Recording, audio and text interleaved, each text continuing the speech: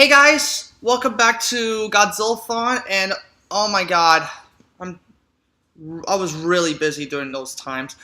I had to do Thanksgiving stuff. I hope you G fans all had a great Thanksgiving and like maybe better than mine, hopefully. Um, and I've been working a lot. Yes, and yes, guys, I got my first career already. I'm not gonna tell you what it is, but I'm actually working at the theater. I don't know. I cannot tell you which theater it is, but I'm working at like a movie theater. My first career is this. Hooray! I'm so excited. I got so excited to do this, and I hope you guys enjoy that. Also, I'm sorry. It's because that's one of my dogs. Little Palms. I'm so sorry. Um. So. Yeah, job is going well, and I gotta finish Godzillathon. I gotta finish all the way till the last of the Heisei, which is probably around near the end of December or probably near Christmas, hopefully. Oh, God, I'm sorry, it's just Thor. My one of my Pomeranians. I'm so sorry. But anyways, we are now on episode. What episode is this again? Episode 17. Yeah, I think episode 17 of Godzillathon. And that is Godzilla versus Biollante. Oh my god. So guys, before I was gonna make this review, early then when I was a kid, I didn't like it. I never liked this movie when I was a kid. I always find it boring. I didn't like the movie that much. It was so boring and a slow pace. That's because I used to own the VHS like tape, but actually got the Blu-ray a few months ago. I actually owned the Blu-ray copy of Godzilla vs. Biollante from Max. Oh my god, that was really expensive. I bought this thing for like almost like $40 to $50. Holy crap. So, and when I watched that movie, oh my god, it was so good. I changed my opinions now. Now I already love this movie now. It's so good. I can't even stop watching it. It's just so amazing. So, oh man. I was gonna mention that this was the first Godzilla movie that was never released in the US theatrically. It was never released theatrically in the US. I mean, when it came out in the US, it actually came out on cable television on HBO. I know James Roloff owns the movie on VHS, English dub. I'm sure that dubbing right there was bad, but this dubbing, what I'm watching right now, what I just watched on Blu-ray, was a whole lot better. Thank you so much, Max, for making the dubbing so much better. It is much better. I love it. Thank you guys so much. You are the best people I've ever gotten. And, oh my god. So, Max did the dubbing so well. I wonder if they're going to do, like, the rest of the Heisei films. I mean, the rest of the Heisei films does have bad dubbings. But I hope they could try and do that. I mean, I own the entire Heisei movies on Blu-ray, but just like the Toho collection, the Toho Godzilla collection, where it's double packed. Those on Blu-ray, and even the Return of Godzilla, I already got that on Blu-ray, like I said, on Kraken Videos. But anyways, enough of the nonsense talking. So basically, what's the matter, boy? I'm so sorry. So yep, let's begin. So the movie opens up with like the Max thing, and then there was like a communication on computer, like alert level 1, la la la la, something about G cells, like alert level 2, alert level 3 and 4, something about that. And then the opening where it looks like it has a lot of cells or anything like that. I mean, obviously, this is the first Godzilla movie where they actually test or actually study on the Godzilla cells, like anything to do like to make a creature based off the. Yeah, I'm so sorry. So yeah, they focus on Godzilla cells, and then you see then you see Godzilla like surrounded in flames. Well, there's a good reason. Godzilla's in the volcano. So, and then we get some flashbacks on the return of Godzilla with the awesome music. And then the reporter from America says, Godzilla has fallen into the mouth of Mahara. The creature has fell into the mouth of volcano, la la la la la. Well, you get what I mean, right? So, yes, it takes place a few moments or just a few minutes or days later after the events of Godzilla attacking in Japan in 1980. It still takes place in 1984. They were trying to look for the remainings of Super X. Then one of the scientists who was looking around there was construction site right now trying to fix the place. One of the scientists goes, "I found some cells." So which by the way, I don't know how did that get to those soldiers right there. Like those soldiers, are there like American soldiers? I mean, come on. What is this? So yeah, they're actually primary soldiers from America trying to steal some Godzilla cells. Then they were chased by Japanese soldiers, like say, "Case is closed," or they're actually running away with those cells big time. And after getting away and let those and just killed all the soldiers, the Japanese soldiers and scientists. Then a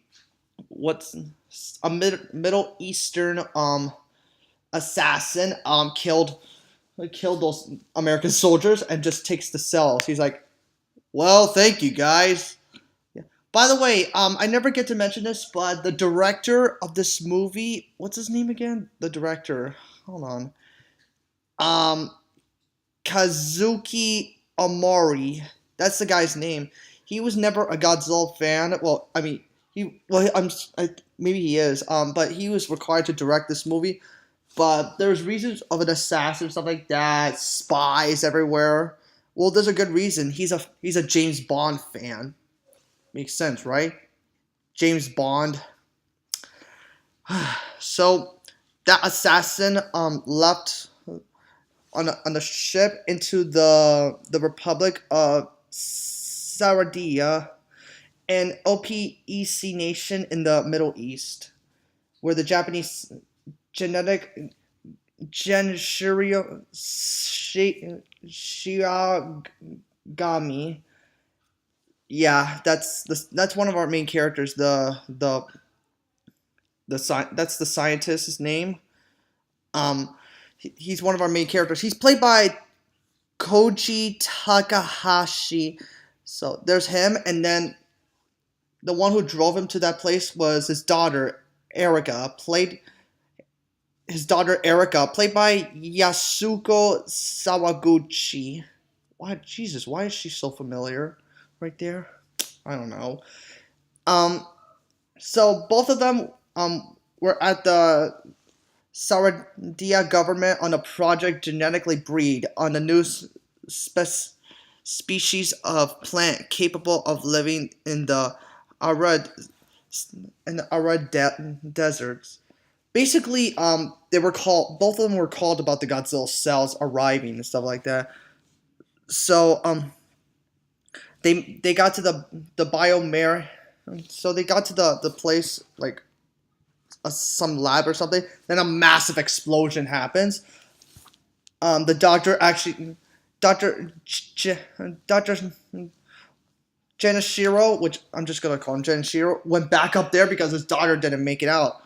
He found her body, and oh my god, yeah, she was killed in the blast. Yeah, I mean that really was a sad scene to me. It looked sad. I mean, supposed to be. She died. Oh man, God, I feel so bad. She is so pretty. Why do you have to kill her off like that, Toho? So, and then 5 years later, oh my God, we're in 1989. So, and guess who we meet there? This is the first appearance of Miki. Miki Sagusa, or I can't say her last name right, but oh my god, Miki. Anyone loves Miki, so do I, because she's actually part of my top 3 favorite female characters of the Godzilla franchise. She's always been my second favorite, alongside Emiko and this girl from the main female from Shin Godzilla. So Miki is my second favorite, to be honest. I'm so sorry, or maybe third. We'll see about Madison Russell in King of the Monsters. So yeah, moving on. So inside the lab where Jinichiro works at right now, or should I say where he lives, surrounded by a bunch of plants and roses. We get to meet another character, Asuka Akuchi. She asks, like, why do you have all these plants? It's because this is my life's work for almost 5 years. But she knew it was for Erica, his dead daughter, obviously. So they've been talking for a while. They ask Miki, how did it go? Yeah, when we first encountered her, she was looking at the roses, like, probably like she could communicate with those roses. Erica replied, it was nothing. So they've been talking, and then actually they've been spotted by those two idiots, those two idiotic Americans that we don't really care about. We just want them dead. Like, why do we need these two idiots? But not only that, but they're actually spotted by but these two are actually spotted by another spy. It's the same assassin from the beginning, obviously, that took the cells and take it to the Middle Eastern. Yeah. So there's that. And at the end, both Miki and Asuka left. They both left the place, and they actually. So I might want to go a little bit further to the film, but we actually get to see these two actually went to this one I believe a kindergarten or preschool, whatever, where kids are actually drawing something, and they actually it shows out that they were actually drawing Godzilla, and everyone is, because it was probably during the events of 1984. Obviously, there's no doubt. So meanwhile, there's like a small little eruption which begins to worry the Japanese government. Godzilla has remained interned within the mountain for the last 5 years, and he is now becoming clear that it's clear that is steering within. The Japanese began their planning, like what they're gonna do when the monster comes out or something. So, yep, the Japanese government is probably worried about this. So, before I actually moved to before, there was something I forgot to mention before the kid scene.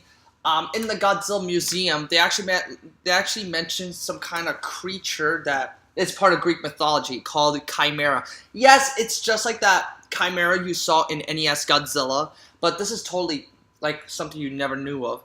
It's a Greek mythology monster that's a lion's head, a goat's body, and a dragon tail. That's something you didn't notice, and I did.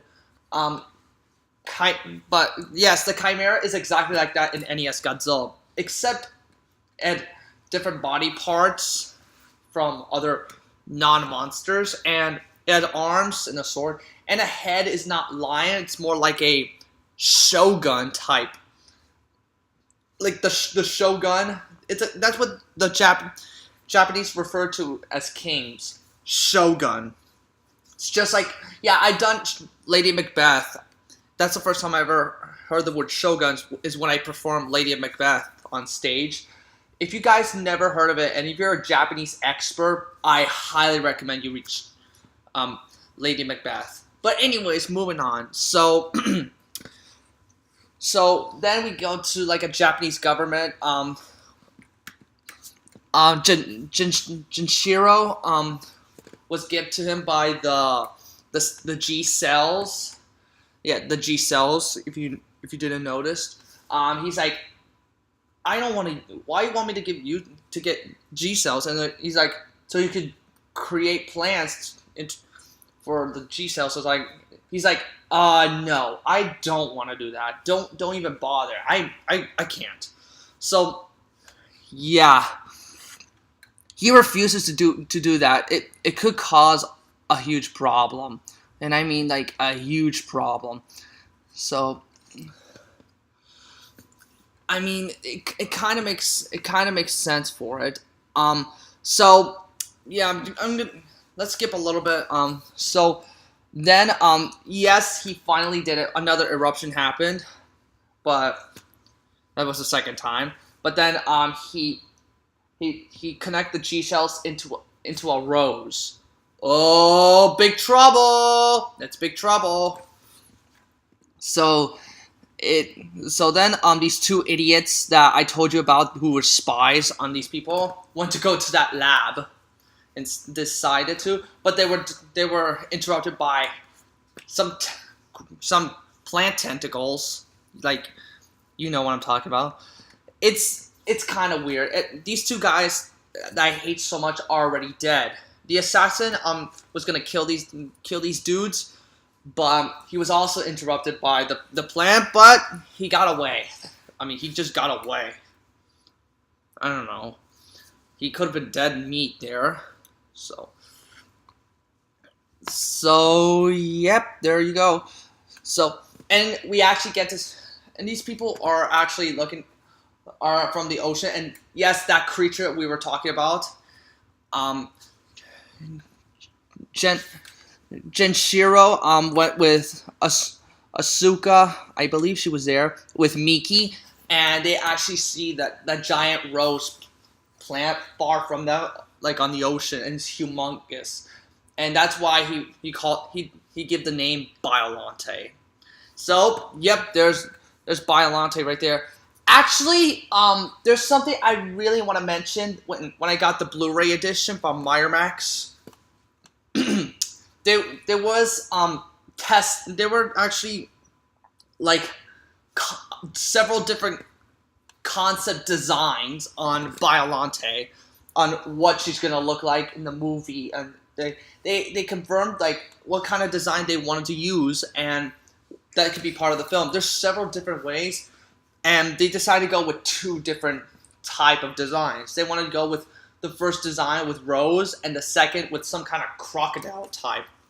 So yeah, I saw it on the special features, and if you have it, you'll see what I mean. You guys could see what I mean. So yeah, let's move on. So moving on. So the next thing that happened. Remember that truck that I told you these two assholes were dealing with before they were killed? Well, guess what? It was used by someone else. I forgot to mention to tell you that these assholes that died were breaking in, trying to steal the top secret of the anti-nuclear bacteria, or ANEB. It stands for anti-nuclear energy bacteria. That's what it stands for. I'm so sorry, I couldn't find out what it was. So they were holding on to that, and that assassin that I told you about right there, he destroyed that driver. The other two guys are investigating what the whole thing's going on.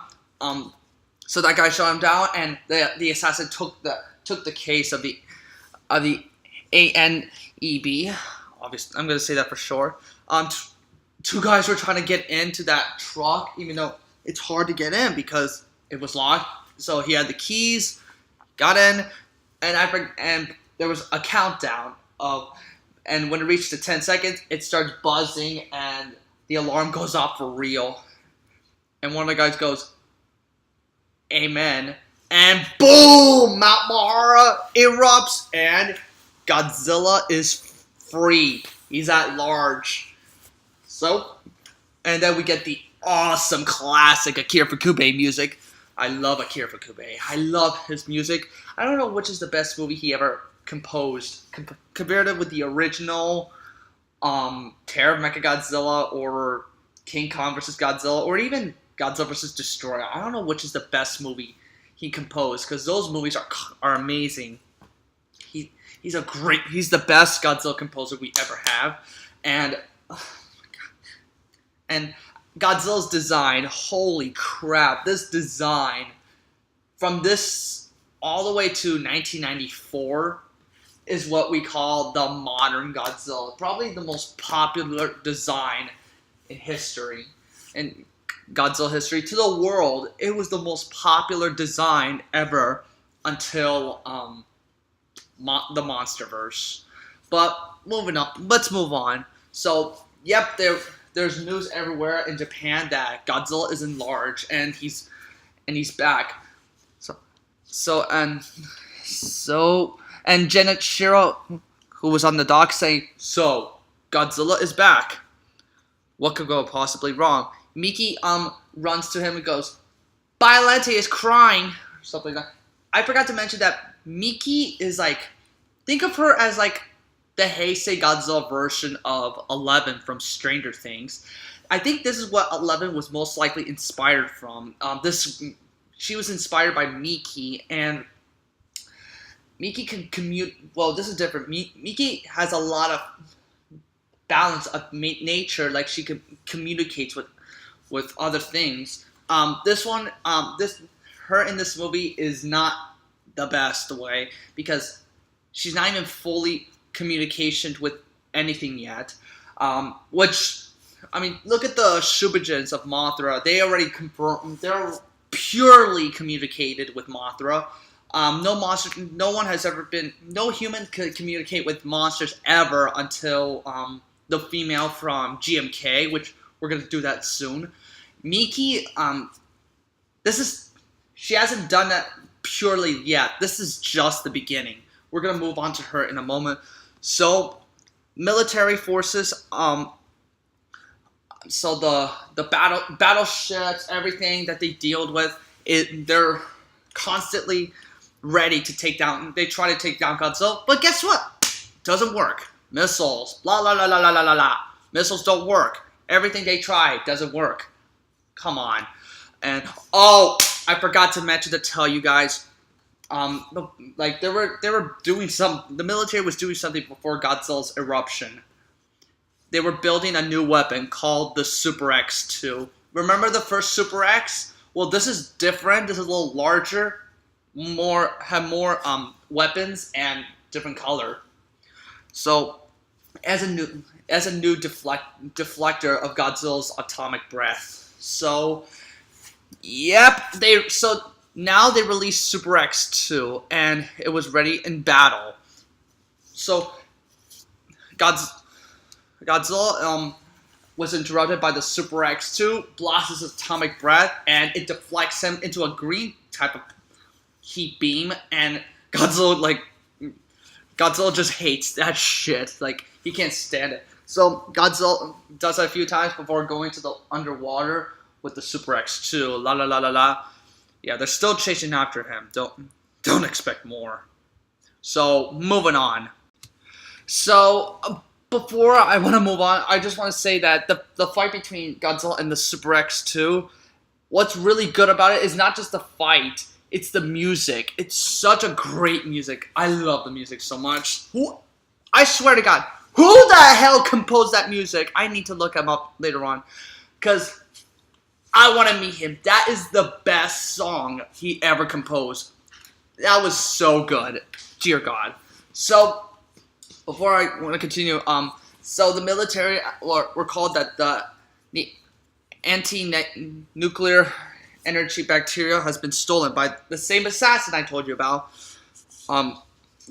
So they decided to close down every airport nation, just saying, "Oh, Godzilla is running ashore. Do not leave into your flights. Get to your home safety." And that assassin gets so pissed.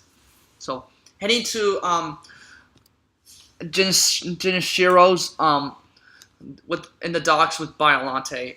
I forgot to mention to tell you, not only he makes the rose and the Godzilla cells, but with Erica's spirit, her DNA with Biollante. So that the plants. So now Biollante starts attacking just one spot, which is no longer Erica's spirit. Just a cross between the plant and Godzilla's cells, and that's it. No Erica's DNA.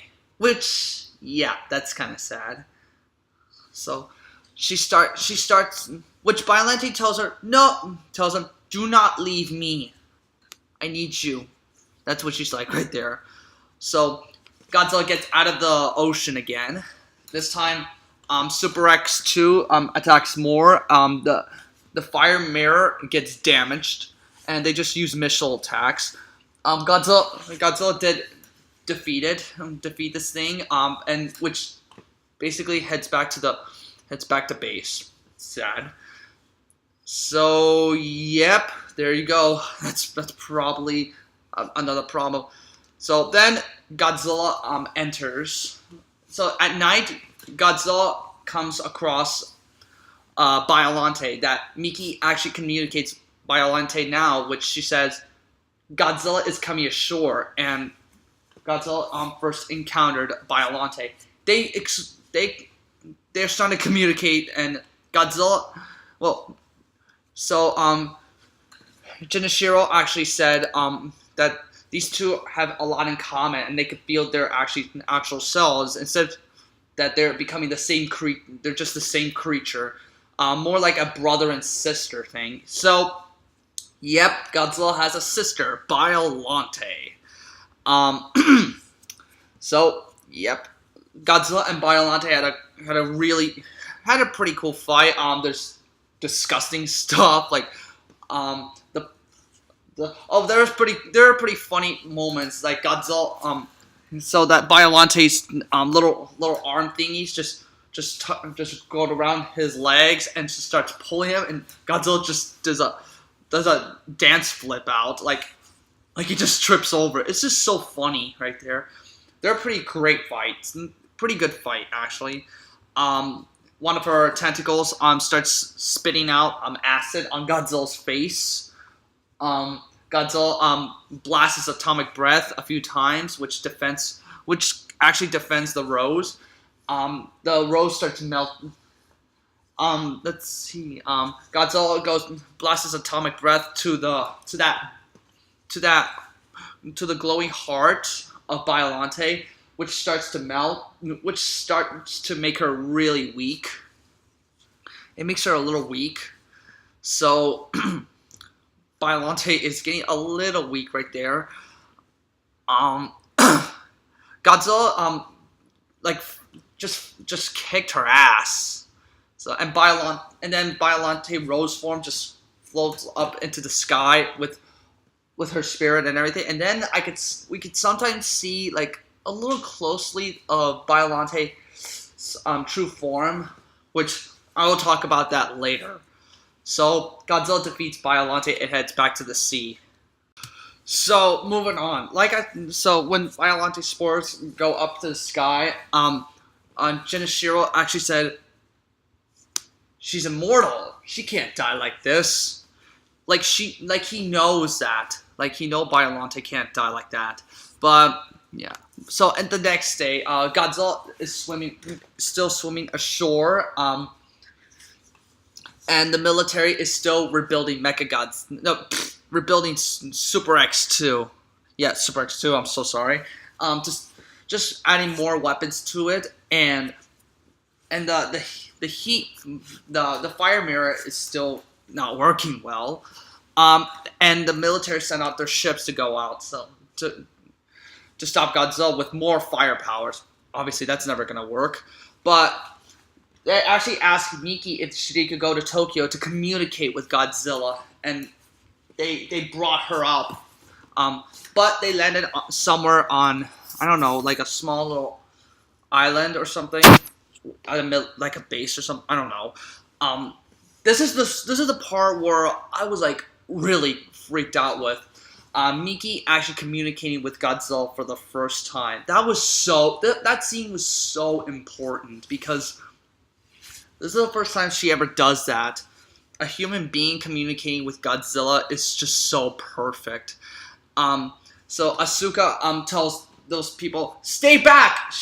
They want her to be by herself, like communicating without anyone else around. So they did that. Miki is like, this. There's no music in this part right there. It's just silence while you see Godzilla and Miki communicating.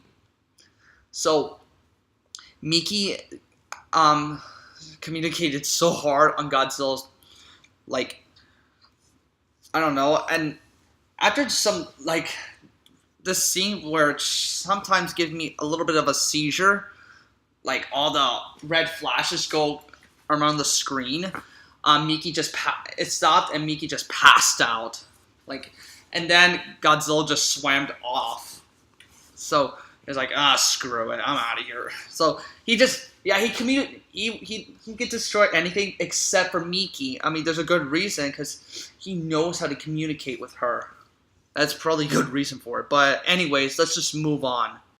So, moving on. So, Godzilla finally enters Tokyo. This is the part where I actually realized when the destruction on set. One of them is the famous you see Godzilla from the corner, like, walking, and he walks a little fast. Well, it's because the set they were using, like, it's on Godzilla's, that platform Godzilla was standing on set. It was moving like a cart on whatever it is. I found that set pretty cool. So, and then Super X2 is ready to attack.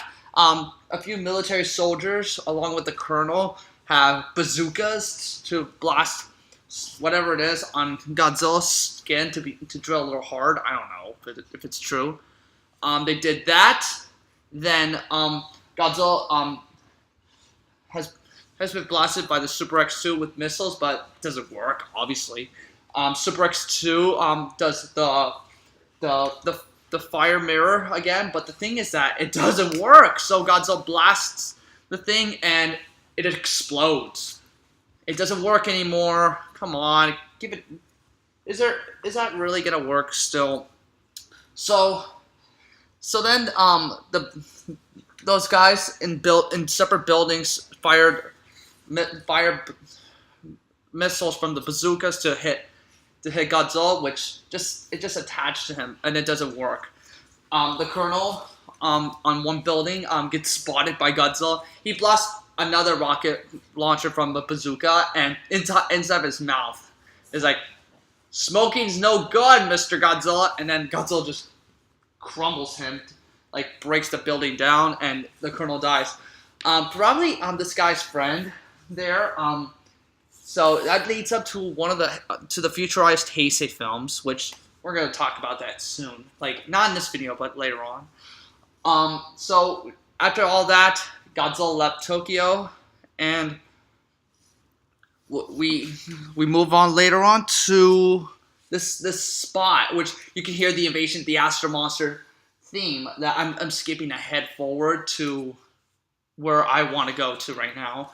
You hear the Invasion of the Astro Monster theme, and oh my god, it sounds pretty cool.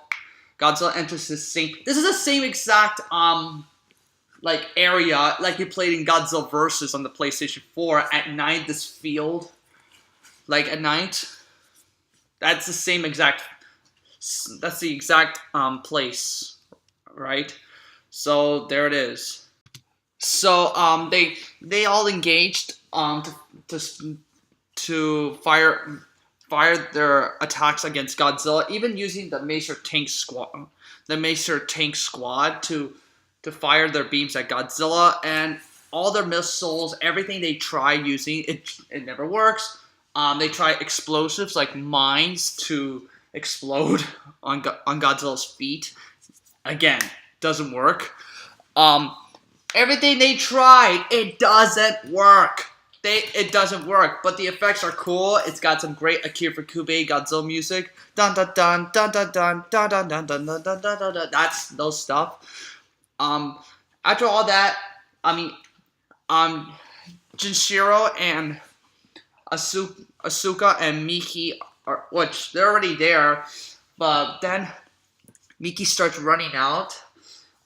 Even though all tanks are destroyed actually and weapons, Miki senses something like it's about to come down, and as it turns out, the spores of Biollante comes, and Biollante has now arrived. Jinshiro is actually surprised that Biollante is back and she's in their true form. So Biollante's back, and this is her final form, the one that everyone knows, the design that everyone remembered. This Biollante design is so cool. It's basically the addition of a face, which is like a crocodile type, which is kind of which is probably inspired by the same plant monster from the Little Shop of Horrors. James Roloff did mention that if it was called Godzilla vs. Little Shop of Horrors, it would have more marquee value. So yeah, Godzilla and Biollante had a full-out fight. It was so crazy. Biollante rushing through. Like she could only move a bit slower, and she's sometimes immobile. So Biollante tentacles to bite Godzilla a bunch of times. One of those little point things that she usually has impales Godzilla's hand, and it starts gushing green blood, which is kind of disgusting. A bunch of stuff going on right now. And Biollante can also do an acid spit. Pretty cool. Pretty cool effect. Godzilla keeps blasting his atomic breath and fighting against his own sister, which is a little bit bigger than him. So yeah, Godzilla is a little bit struggling against Biollante, but then blasts his atomic breath down her throughout her throat, and yeah, I mean that fight goes on for a little while, and Godzilla's like nearly defeated. He and Biollante had a drawn-out fight. Biollante was so tough. Like, she's really tough. Godzilla just struggled too much, and I think the battle ended up as a tie, because both of them were defeated already. Biollante, Godzilla, first of all, Godzilla just fell into the ocean. Like, his face landed there. Like, he's like, ugh, I'm getting really dizzy. Ugh. And Biollante is... So, before that, Jinshiro was said by one of the guys who was doing the scientist work. He goes, "You did a great job with those Godzilla cells creating this creature. You had to do more of that. I'm willing to think about that." And then Jinshiro's like, "No, I would not continue my work. My life, Biollante, everything I dealt with, I would not do it again." Miki shouted, "Biollante!" Like Biollante's already gonna die. Yeah, but this is the death of Biollante. It was really sad. And it actually shows Erika's face. Yeah, Jinshiro's daughter shows up. When Miki says, she said thank you, and then Jinshiro's like, "Erika!" And so it was a really sad moment then. But then, BAM! He got shot by that assassin that we've seen too many times. And then I never mentioned about Asuka's boyfriend, or I think boyfriend or whatever. I never mentioned about him that much. I mean, because I never paid attention to him. But he goes after the assassin, and they had a chase out fight, and that assassin was standing right into that trap. Remember those mines I told you about that was gonna get rid of Godzilla? Well, as it turns out, it just kills him at the end. Yeah. And that Love's theme song, the one you hear in whatever. He's a little dirty. Yeah, they were fighting dirt. Yeah.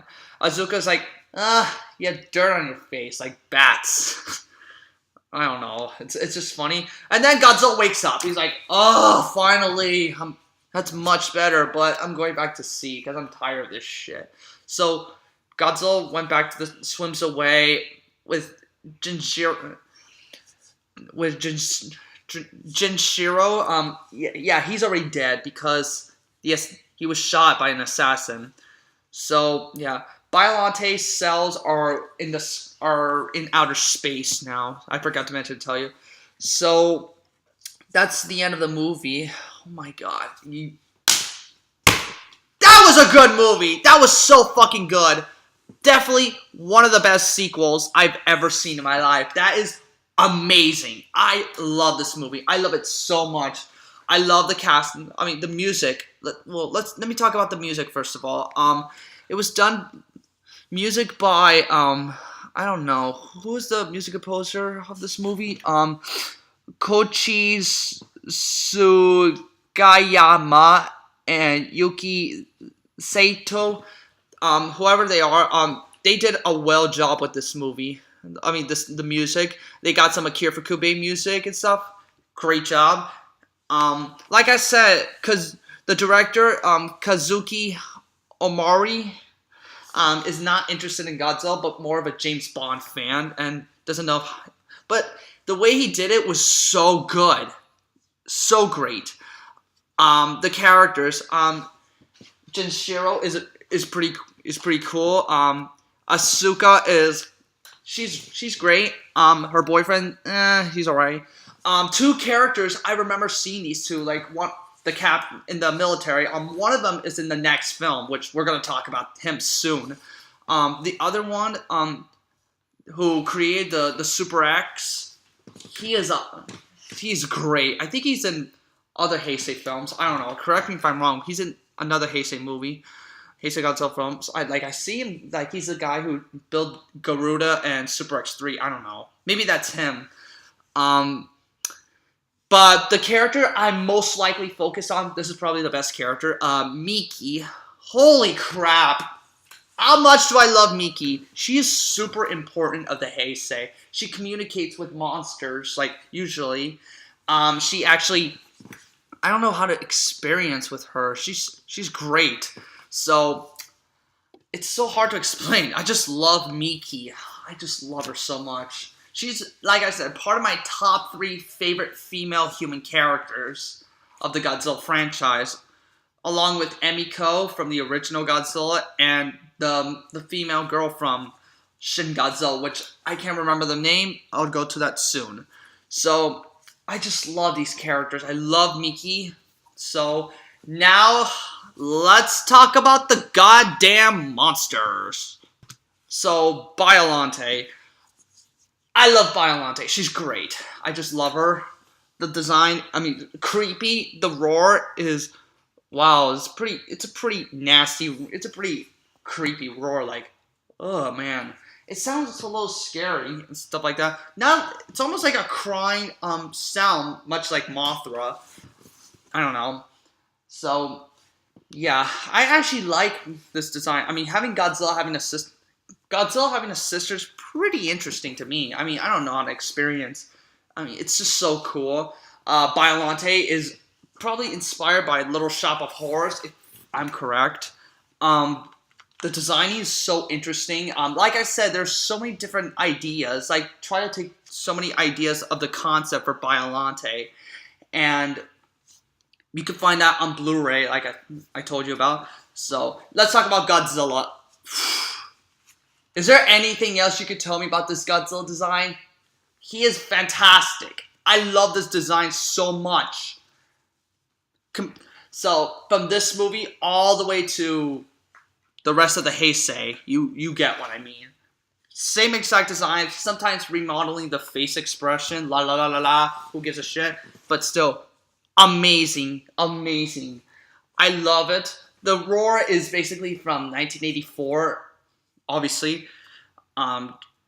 So yeah, and this is the Godzilla design that appeared in the PlayStation 4 Godzilla game. Yes, and they made an SH Monster Arts design for this one. just a little bit bigger than the 94 SH Monster Arch. Like, different expression and bigger, along with the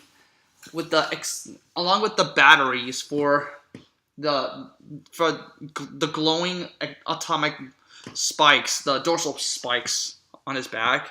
That's what they did for this. That's what they did for this character for SH Monster Arch, if I'm correct. So one of the SH Monster Arch figures, I don't know, but so before I want to end this review and give my rating, I just want to warn you guys that this movie came out after the releasing of Godzilla Monster of Monsters. I never mentioned this, I just forgot about it. But yeah. So that game came out to be the first popular Godzilla game to be released in America, and it was successful. So thank you very much, Bandai Namco. So at the end, why I introduces the people who are not Godzilla fans. Oh my fucking god! Yes, you should. You should do that. Do that shit, please. So my rating for this movie, I'm giving it a 7.5 out of 10. So definitely, I mean, I didn't rank this that much compared to the rest of the Heisei. But comparing this movie to The Return of Godzilla, not as good as The Return of Godzilla, to be honest. I'm sorry, but it is better than Godzilla 1985. The Legend is Reborn. It's way better than that. So, and who else? But there's only one person that disliked this movie so much. Ishiro Honda, because, like I said, it's because of the death. I finally got the special effects original director right. His name was Eiji Tsuburaya, and yeah, I mean, his death. It makes sense that why Ishiro Honda would never want to direct this. It's because of his death. I'm so sad about this. It's sad, but we just want the effects to be just a bit more realistic type, but keep it as rubber suits and sometimes cybots. But yeah, so 7.5 out of 10. Oh shit, I'm ready for the next one. Oh my god, the next movie's gonna be so badass. I'll see you guys next time. This is SB Goji Fan signing off. See you in the next episode. Bye.